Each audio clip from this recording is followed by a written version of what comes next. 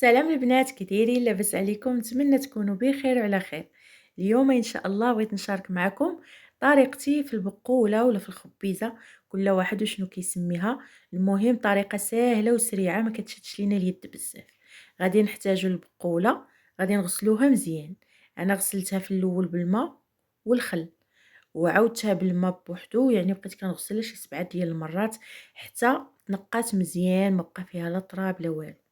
غادي ناخدها وغادي نخليها كتسقطر ليله كامله. قد ما تسقطرات مزيان، انا غسلتها بالليل وخليتها حتى لغد لي عاد كملتها.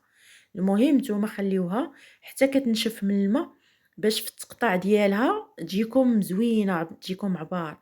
ولو ديروها في الهاشوار ما تسطحنش لكم بزاف.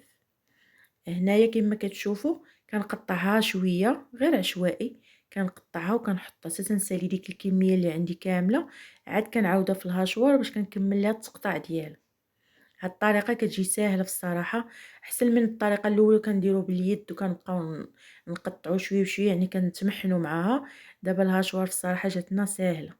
كما غتشوفوا معايا غادي نطحنها، وماشي بزاف راه غير شويه، بحال غير كتقاد، كتولي عبار واحد في التقطيعه. نتوما كما كتشوفوا معايا على هاد الشكل، يعني بحال هكايا كتخرج ليا كامله. غادي نبقى مستمره بها حتى غنسالي الكميه اللي عندي كلها.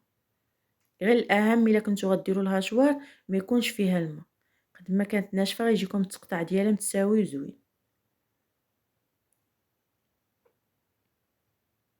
هانتوما كما كتشوفوا معايا كتجي الطريقه، تيجي التقطاع ديالها زوين وغادي عبار واحد. انا هنايا خديت واحد الكسكاس اللي غادي نفورها فيه، كندير الكميه اللي عندي. المهم انا عندي خديت بزاف، غادي نقسمو على 2 مرات. درت هاد الدفعه الاولى غندير معها واحد الطريفات ديال الحامض ودريسات ديال الثومه صافي، وغادي نغطي عليها وغادي نخليها حتى كتبخر تفور مزيان. كنقلبها كنلقاها طابت ولا دايبه، صافي راها وجدات. وغادي ندوزو باش نشرملو البقوله. هنايا عندي نص كاس ديال زيت المائده ونص كاس ديال الزيت البلديه. بغيتو ديروا غير الزيت البلديه بوحدو ديروه، هي قد ما درتو زيت العود كتجي زوينه.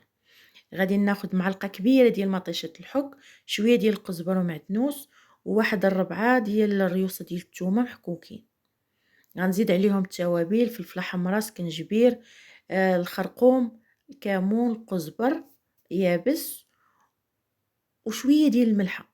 انا هنا درت شويه ديال الملحه حيت غندير الحامض مصير مالح. المهم الملحه كتبقى على حسب الذوق. غادي نشحر هاد التوابل شويه صافي، وغادي نزيد عليهم البقوله اللي درت. كما كتشوفوا معايا طايبه وكيجي التقطاع ديالها زويون. صافي غادي نبقى كنشحرها في هذيك العطريه حتى كتشربها مزيان. غادي نزيد عليهم شويه ديال الزيتون والحامض مصير. ممكن تزيدوا الهريسه اللي كيبغي الحار، وتزيدوا تاع واحد 2 معالق كبار ديال عصير الحامض. انا ما درتهمش على ود الحامض مصير، صافي خليته غير بوحدو. المهم اللي تيبغيها محمضه ولا حاره يزيد الحامض ويزيد الهريسه.